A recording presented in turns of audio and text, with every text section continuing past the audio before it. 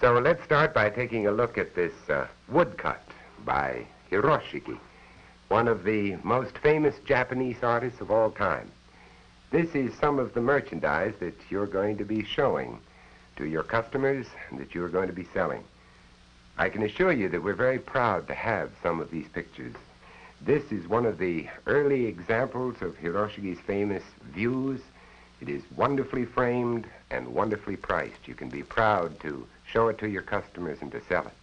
Now, one of the points I'd like to make here is that, to me, as a little different from a lot of people, I don't feel that a work of art is necessarily just a hand-painted oil on canvas. As a matter of fact, this is completely untrue, because some of the greatest works of art ever done in the world have been wood blocks, watercolors, etchings, aquatints, drawings. There are hundreds of different mediums, not just oil paintings, but here is an example of a very fine oil painting. This is by one of the top young French painters named Babeline. He's very much in vogue at the moment. This, again, is a wonderful decorative piece and a fine work of art. Now, another thing that I would like to say to all of you is that art doesn't necessarily have to be dead serious.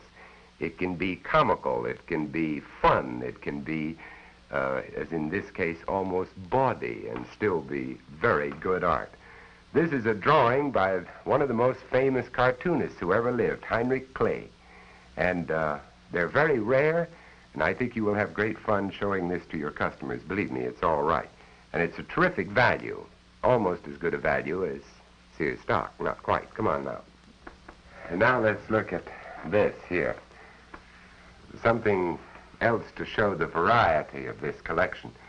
This is a painting by Federico Gentilini, one of the top painters of modern Italy. It's done in a very strange technique. It's oil on canvas, to be sure, but also the painter mixed a little sand with the oil so that it gives the texture of a wall, which the Italians love so much. Now, here's a picture by a local artist in Chicago. His name is Gustav Leichen. He was born in Yugoslavia, has worked down in Argentina, and now lives in Chicago. He painted this picture, which I will guarantee you will be one of the most popular things in the whole collection. Some of your customers, I think you'll find, are very interested in the famous names of art. They only know really a very few names, like Van Gogh and Rembrandt and different people like that. Well, here's one of them. This is Henri de Toulouse-Lautrec, the most famous artist of his time, really one of the extraordinary people. He was particularly fond of the life of the cafes in Paris, and this is one of his favorite subjects, a bassoonist in a cafe orchestra. It's an extremely rare print in that it is signed down here by Lautrec himself. Many of the artists didn't sign their prints, and it is also hand-colored in the face by Lautrec. Now, that is quite an expensive item, but here's one that I think you probably have a lot of customers for. It's by one of the famous printmakers of the early part of this century. He's caught the charm of a little bird looking at an enormous bug, and it's called The Young Entomologist, a very serious title for a very humorous picture, and it's only $15, but an original work of art of great value and really worth every cent. Now, when you come to the really famous names in art, as I said before, there are very few of them, but here is a giant. This is the great Francesco Goya, probably the most brilliant satirist in the history of art. This is from the famous Capriccio series. Both of these aquatints, as a matter of fact, are. And I think an awful lot of people felt that they never could afford to own a picture by the great Goya. Well, you'd be amazed how reasonable these are. These pictures, first-class prints by the great Goya, $35 a piece.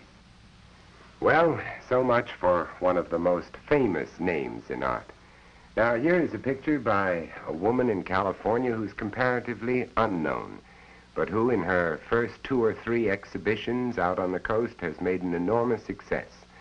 I think anyone who looks at this picture will recognize it, see that it has modern values as well as classical values. One of the problems that you all will find in selling this merchandise, as you do with any other kind of merchandise, is that the better you know it, the more you know about it, the easier it is to sell. Now, we've tried to help you on this by writing a little, well, you could call it almost like a program note at the foot of each painting that will tell you something about the artist, why I have selected it, what kind of art it is. This will help you tremendously. But don't forget, the first thing in selling a work of art is to have respect for the customer's taste. The old cliche about I don't know anything about art, but I know what I like is very true.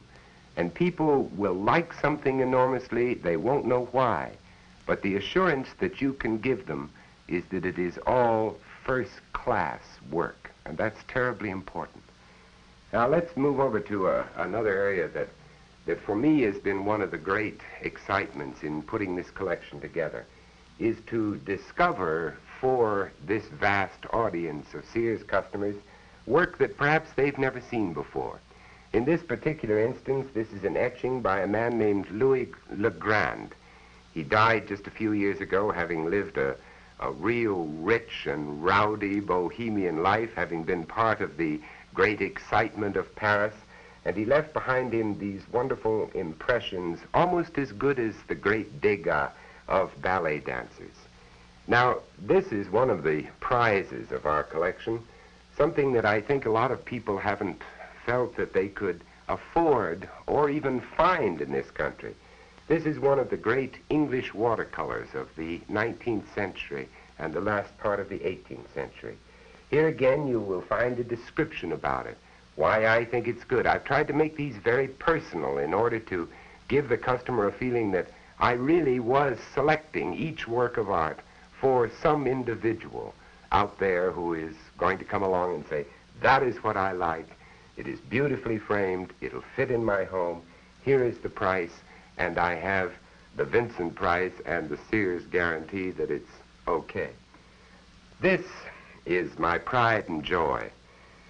This is one of the greatest names in the history of art, if not the greatest name. It is a name that everybody knows, a name you don't have to explain at all. One reason being that last year, the most tremendous price ever in the history of art was paid for a painting by this particular artist, Rembrandt.